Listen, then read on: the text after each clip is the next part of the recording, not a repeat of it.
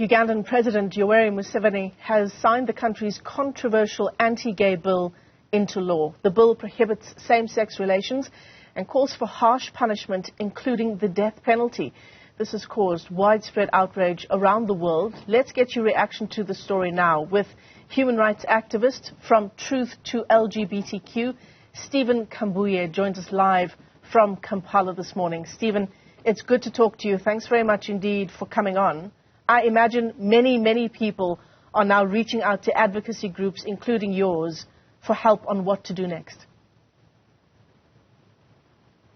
Yes, a lot of them have been getting a lot of messages since yesterday afternoon when the news of the signing of the law broke out.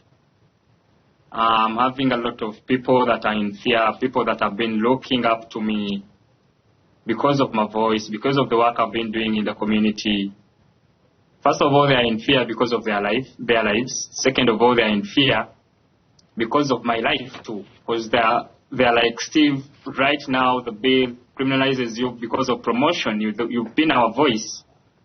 What are we going to do next? Anytime from now, you're going to be put in jail. You've been getting death threats. These people have been telling you that when the bill is signed, you're going to be beheaded. Right now, what are you going to do? Right now, I'm also confused on what to do. I feel like leaving the country right now. I don't have enough funding to let me get out of the country right now.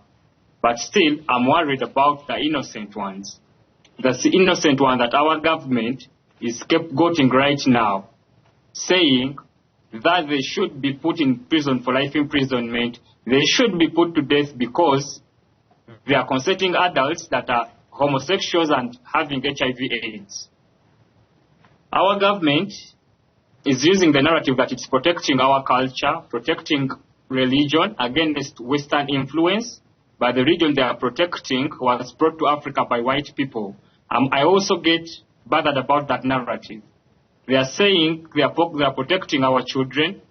The same law criminalizes children that are found in same-sex relationships for 3 years in jail and forced conversion therapy. So I get confused on what our government is saying, but I call upon the Ugandan government. I know our president doesn't stand with the human rights, because he has never, but I call for him to at least have humanity and dignity.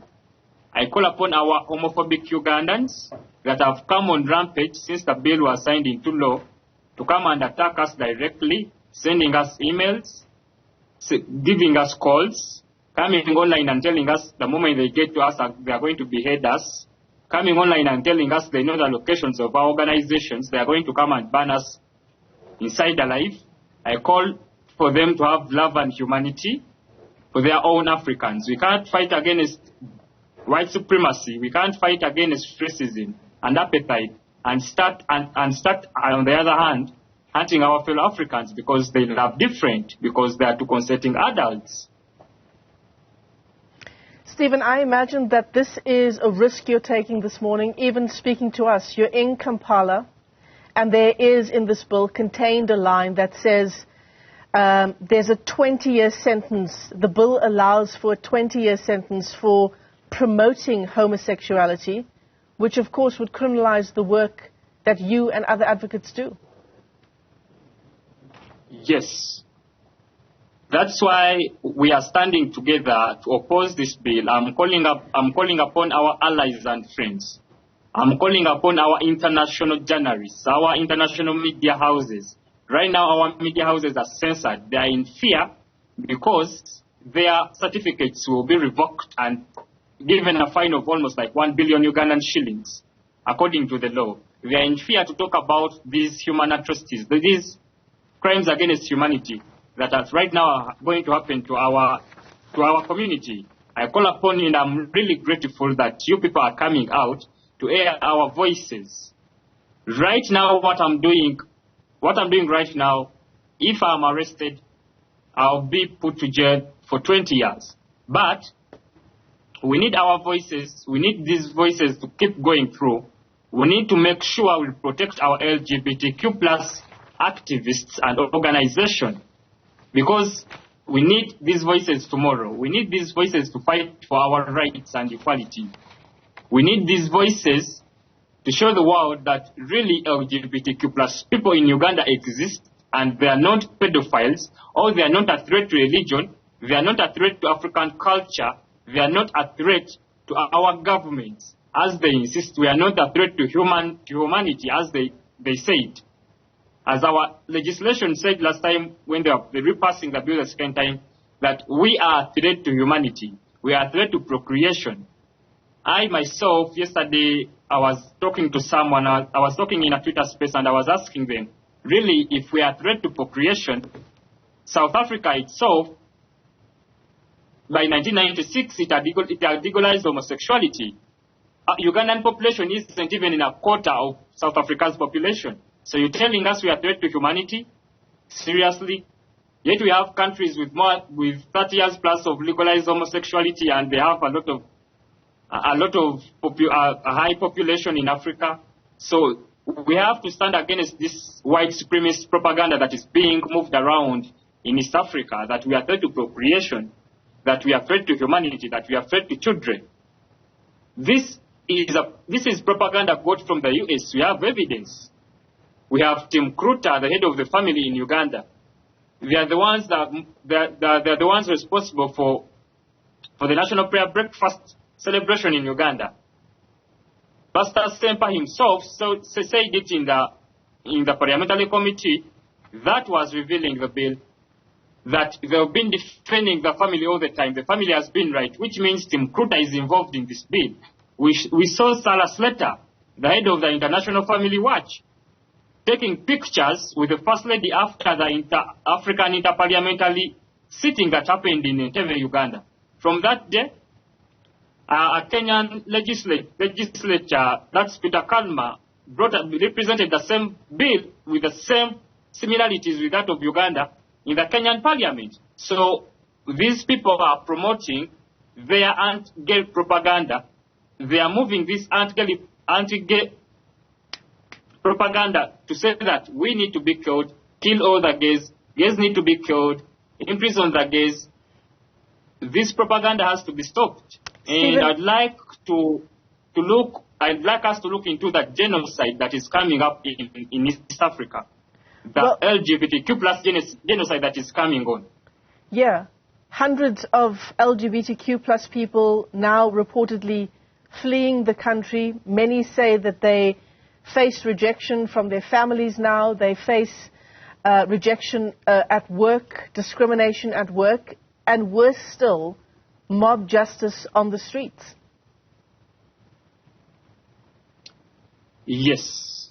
This has not started today. This did not start tomorrow. This started three months back when the bill was introduced in Parliament.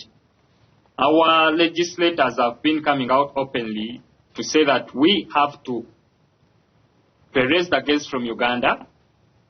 We have to make sure these people don't contaminate our culture. So the people that were living openly gay like me started moving out of the country, looking for safety. But the question is, where are they looking for safety? Will they go to Kenya? If they go to Kenya to seek asylum, they will be sent to Kakuma refugee camp. We have seen what is happening at Kakuma. The anti-LGBTQ groups have centered all their energy in Kenya, in Kakuma. They are torturing and mobbing a lot of LGBTQ individuals there. We call upon the international community to open its borders to the LGBTQ asylum seekers from Uganda. And we call upon the international community not only to stop in words. Let action be done. Let action be done. You will not wake up one morning and impose sanctions on Museveni and think you will be bothered about the sanctions. Museveni will never be bothered about the sanctions. This has been happening in his life for the past 20 years. He's used with the sanctions. Stephen, I want to fit in one last question as we wrap up our discussion this morning. We are running out of time, unfortunately. But the fact that the government in Uganda may well be shooting itself in the foot here. We've talked about criminalizing advocacy groups like the one that you are a part of. And that includes advocacy groups that are providing life-saving AIDS treatment in Uganda, that it might well increase the AIDS burden in that country. Yes, this is true. And I'm really confused on what to do next about this, because actually we have all relatives that are having HIV. We have friends and comrades that have been with HIV since they are born. Some of them got it along the way, and have been getting their treatment very well. We all know the Ugandan government can't support the health budget 100%. It can support it 20%. If organizations like PEPFAR put away their donations, like the $400 million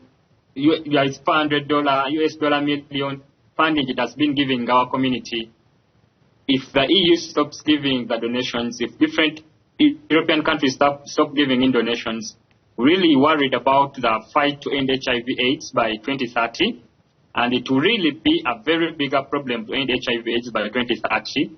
The LGBT community itself consists of, the HIV community consists of 30% of it are LGBTQI Ugandans, and we're really worried about these people. How will they continue getting treatment?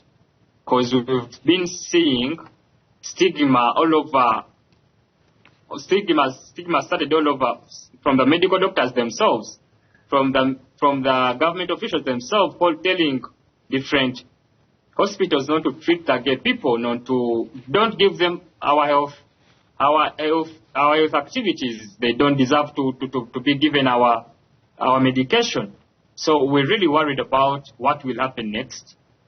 This bill criminalizes, in fact, gives a death sentence to someone who is caught having same-sex relationships and HIV positive. Stephen, let me thank you for your time this morning. I'm very sorry to cut you off, Stephen, but I think your point has been well made. He's an activist from Truth to LGBTQ, Stephen Kabuye.